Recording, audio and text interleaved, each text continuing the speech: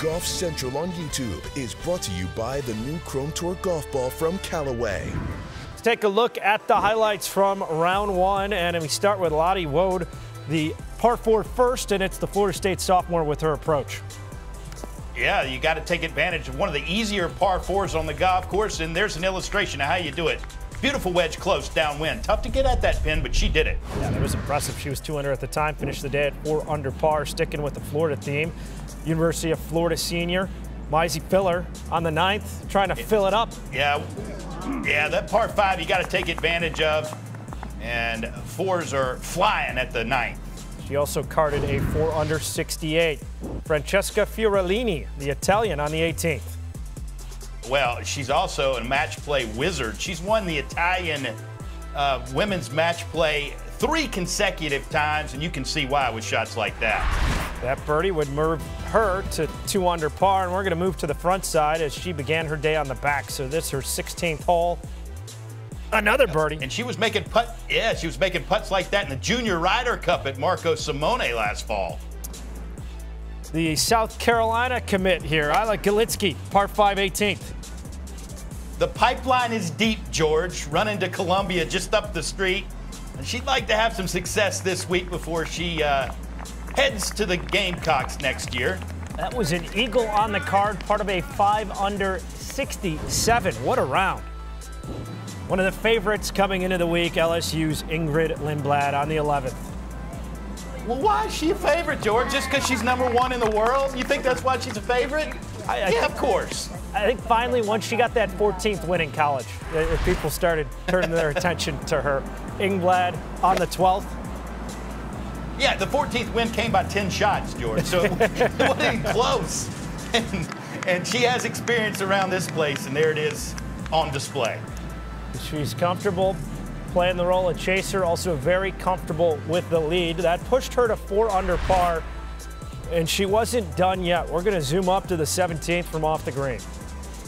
Well, this doesn't count as a putt, but it counts as a birdie, and one of the many on the day for world #1. 5 under 67, a smack dab in the middle of that first page of the leaderboard.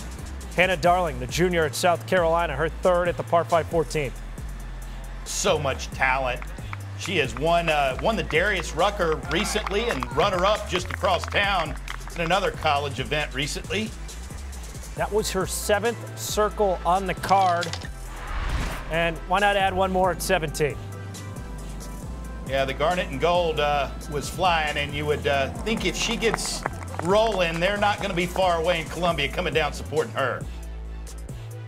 So here's the board. After 18 holes, Darling with that 6 under 66 leading by 1, a trio T2 at 5 under. You got a couple players at 4 under par.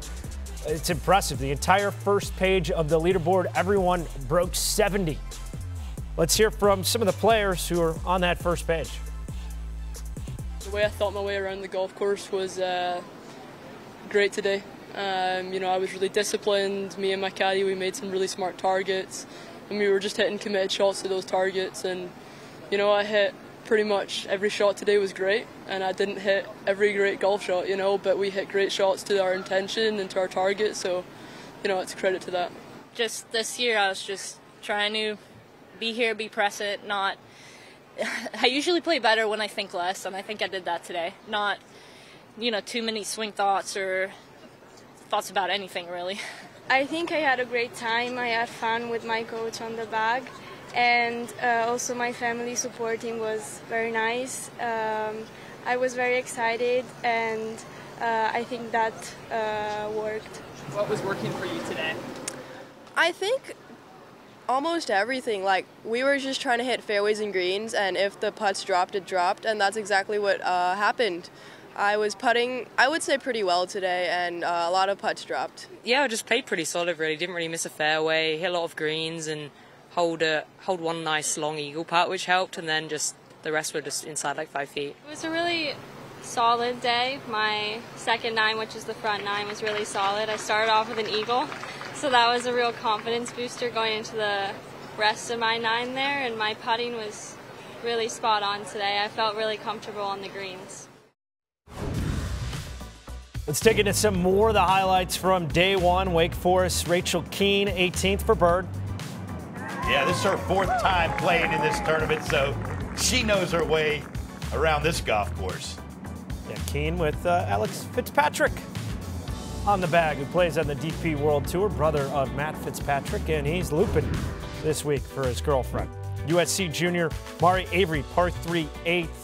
This for birdie. Yeah, the par 3s were a little kinder today than they normally are. There were a number of 2s there at the 8th, and there's one of them.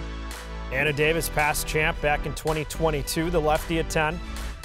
Do you like the bucket hat more, George, or the visor? Which one do you like? I like them both, and I like that shot. Yeah. Yeah, I like her iron play. Birdie there, she's 1 under. Then on the 12th from the bunker. So many great shots like that around the greens were the reason for her success when she was the champion just a few years ago. And trip par putts like this. Yeah, exactly. You know, the greens, they were not as slow as they could have been with all that rain. They are rolling very nice at Champions Retreat. ASU senior Ashley Money, who they call Ash Cash, par 3, 8th tee shot.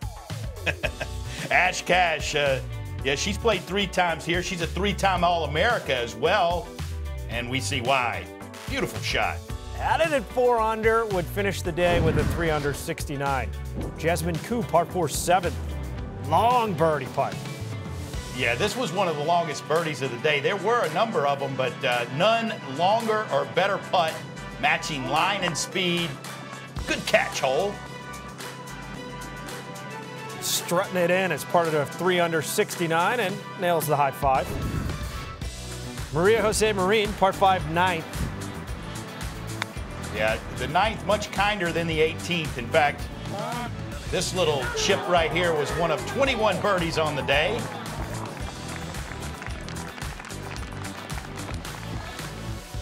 And how about the scoring conditions for day one? We're used to Champions Retreat just being an absolute slog. Look at 2021. It was over 76, 76.18. A new low today, 72.60. Very favorable conditions. So what did the players think of the scoring conditions for the opening round? It definitely was a bit more wet, especially off the tee. The greens were a bit more receptive, but the greens were rolling about the same. So it was just a little longer in spots because of the wetness, but not too dissimilar to yesterday. You know, I'm not going to lie, I'm really glad I was the second one off. Coming down the stretch, it was blowing. All my friends give me crap because I don't necessarily believe in the whole wind slope situation. But I mean, just looking at flags, like my hat fell off almost twice. Going into tomorrow, I'll probably tie it a little tighter and play the wind a little bit more than I did today. Yeah, so when we were on the first tee, it started pouring down. So, instead of being very nervous of trying to hit the fairway, it all came down to try to hit the ball. So that was actually kind of, calmed me down a little. You know, I've grown up on a course that's very windy, so the wind wasn't really something I'm not used to. And I actually like playing in the rain, so, it was fine. It was definitely windy and raining early in the morning, but when it rained the hardest, I got a birdie, so I feel like that didn't affect me in a bad way. But I feel like the wind definitely played a big part in the way I played the course today, and it probably will tomorrow.